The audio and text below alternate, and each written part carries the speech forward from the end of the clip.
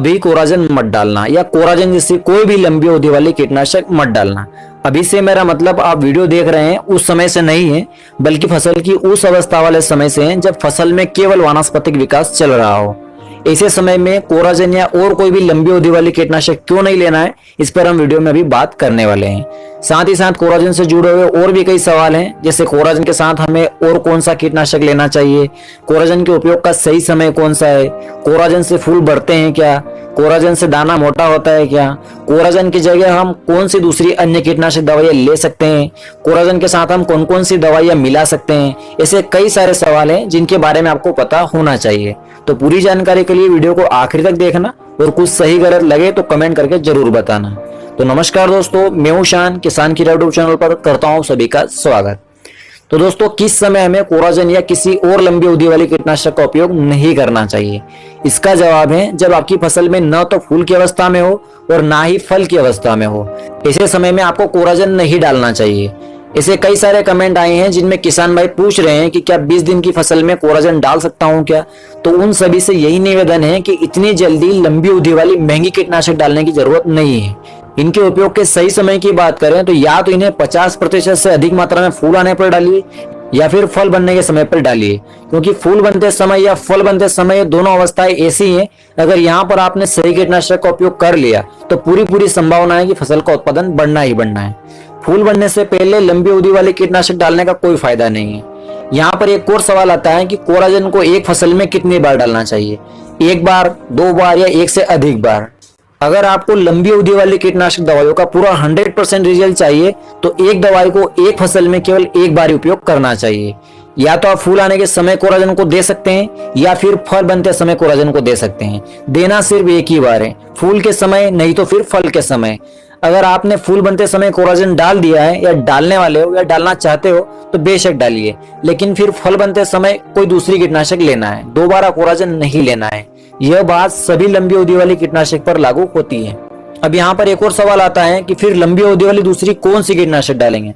तो भैया, कोराजन के जैसे सभी इल्लियों पर लंबे समय तक काम करने वाली और भी कई नामी दवाइयां हैं जिन्हें आप कोराजन की जगह डाल सकते हैं, या कोराजन के बाद डाल सकते हैं या कोराजन से पहले डाल सकते हैं। जैसे सिजेंटा की एम्प्लीगो है, यूपीएल की अटाब्रोन है, बायर की फेम है, टाटा की टाकुमी है। ऐसी और भी कई लंबी अवधि वाले कीटनाशक दवाइयां हैं जो सेम कोराजन की तरह काम करते हैं। हालांकि मैंने इन सभी दवाइयों के ऊपर वीडियो बनाकर चैनल पर डाल रखा है, जहां से आप इनकी पूरी जानकारी ले सकते हैं कि कौन सी दवाई कितनी मात्रा में और कब लेना है।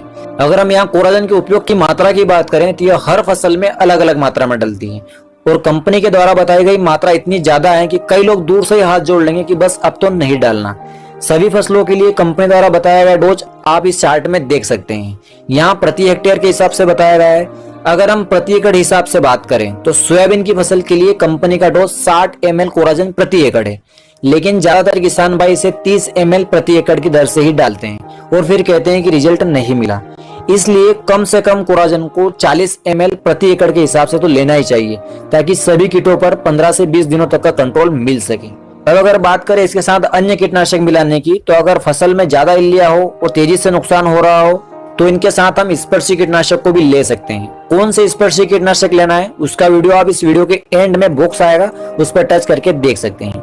लेकिन अगर फसल में हरी इल्लिया का ज्यादा अटैक न हो तो आप अकेली कोराजन भी डाल सकते हैं, यह भी हर तरह की इल्लियों पर काम करती है। अब एक और सवाल ज्यादातर किसान भाई पूछते हैं कि क्या कोराजन से फूल की संख्याएं बढ़ती है? तो इसका जवाब है नहीं, क्योंकि यह एक कीटनाशक है और यह केवल कीटों पर नियंत्रण करता है। लेकिन अगर किसी फसल में कीट ही नहीं होंगे तो सभी फूल सुरक्षित रहेंगे ही सही। इसी तरह यह दाने को भी मोटा नहीं करती है, लेकिन इल्लियों से दानों की और फल की सुरक्षा करती है। तो बिना डैमेज के फल वैसे ही बड़े आकार का बन जाता है। तो इसका फायदा हमें उत्पादन में देखने को मिलता है। अब अगला सवाल ये है कि क्या हम इसे किसी फंगिसाइड के साथ, किसी इंसेक्टिसाइड के साथ या किसी टानिक के साथ ले सकते हैं? तो बिल्कुल आप इसे किसी भी फंगिसाइड, इंसेक्टिसाइड या टानिक के साथ ले सकते हैं, लेकिन जो अन्य कीटनाशक आप इसके साथ लेने वाले हैं वो स्पर्शी कीटनाशक होना चाहिए, सिस्टेमेटिक नहीं होना चाहिए, क्योंकि कोराजन खुद एक सिस्टेमिक कीटनाशक है।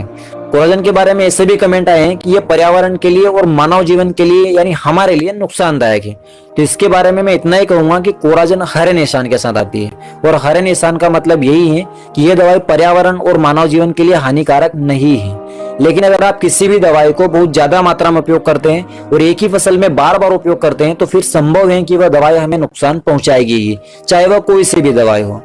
अब अगर आप मुझसे इसकी कीमत पूछने वाले हैं तो मैं आपको लगभग अंदाजा बता सकता हूं कि कोराजन का 150 ml का पैक 1800 रुपए के लगभग, और 300 ml का पैक 3600 रुपए के लगभग, और 600 ml का पैक 7000 रुपए के लगभग मिल सकता है। अब अगर वह कोराजन ड्यूपोन की हो या एफएमसी की हो या बीएसएफ की वेस्टिगोर हो, तीनों एक ही बात है, कोई सी भी ले सकते हैं, सेम टेक्निकल है, सेम दवाई है, सेम कीमत है और सेम रिजल्ट है। अब कौन सी फसल में कोराजन कितनी डालना है इसका चार्ट आप स्क्रीन पर देख ही रहे होंगे। वीडियो को यहीं रोककर आप इसे पूरा पढ़ सकते हैं, या फिर मैं इस चार्ट का फोटो कम्युनिटी पोस्ट में लगा दूंगा, आप वहां से भी इसे देख सकते हैं। इस चार्ट में जो मात्रा बताई गई है वो कंपनी का प्रॉपर डोज है। अगर आप चाहें तो इसे अपनी मर्जी के हिसाब से कम भी कर सकते हैं, लेकिन बाद में मत बोलना कि ऐसा वैसा रिजल्ट आया है। तो दोस्तों उम्मीद करता हूं कि आपको कोराजन से संबंधित सभी सवालों के जवाब मिल गए होंगे। इसके अलावा भी और कोई सवाल हो तो कमेंट में लिख दीजिए। जानकारी अच्छी लगी हो तो वीडियो को लाइक कीजिए, और अगर आपने अभी तक चैनल को सब्सक्राइब नहीं किया है तो नीचे दिए गए लाल बटन को दबाकर पास में लगी घंटी को भी